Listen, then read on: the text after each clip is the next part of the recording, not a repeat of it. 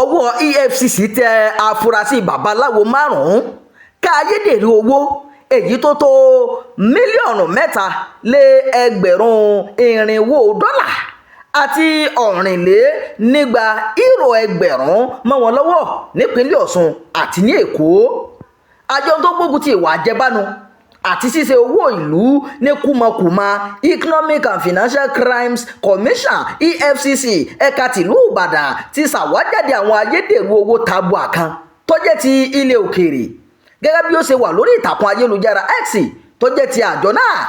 Ní àkàtà àwọn oníṣègùn márùn kan tí wọ́n jọ ń ṣiṣẹ́ papọ̀ ni wọ́n ti bá àwọn ayédèrú owó yìí eléyìí tí ó tó mílíọ̀nù 3,410 náírà àti ọ̀rìnlénígba ẹgbẹ̀rún euro níye o.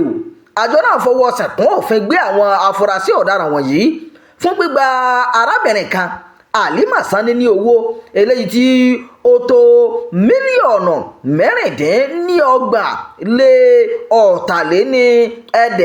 16,510 náírà. Àwọn oníṣègùn yìí jẹ́ ọkùnrin 4 pẹ̀lú obìnrin kan, orúkọ wọn sì ní Akíngbọ́lá Ọmọ́táyọ̀, Adéọlá Fúnṣọ́ Ògúnrìndé, Yàyà Ahmadu, Kubrat Babalọ́lá Ọláyìítán tóun jẹ́ obìnrin àti Fámilọ́lá Sunday Ọláyìítán. Ìtàkùn àsì náà sọ wípé wọ́n mú wọn ní ọjọ́ 7 àti ọjọ́ 8 oṣù kejìlá ọdún tí a wà yìí ní àwọn ilé òrìṣà wọn tó wà ní ìpínlẹ̀ Ọ̀ṣun àti Èkó lẹ́yìn ìwádìí tó péye lórí ìwà aláàbí ọwọ́ wọn.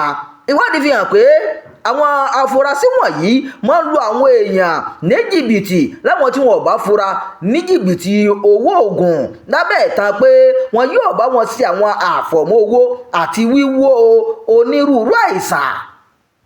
Wọ́n tún fẹ̀sùn kàn wọ́n wípé wọ́n máa ń fi ń dá àwọn tí wọ́n bá kó sí wọn lọ́wọ́ lójú pé àwọn lágbára láti pe oríṣiríṣi owó jáde ṣùgbọ́n tí wọ́n gbọ́dọ̀ ṣe ètùtù sí láti fọ̀ ọ́ mọ́ kó tó di pé yóò jẹ́ nínà.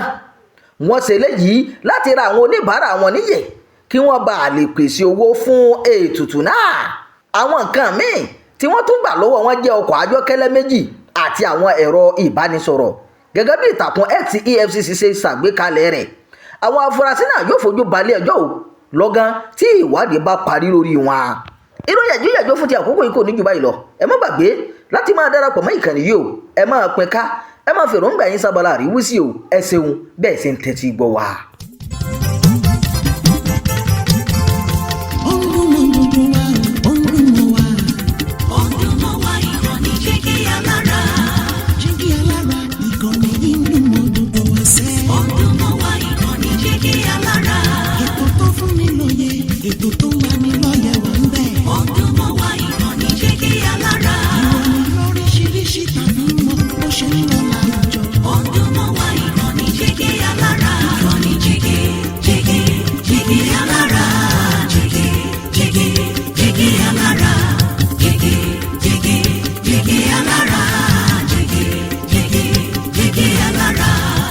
Ìkànnì Jígí Alára 24 bàbá gbogbo.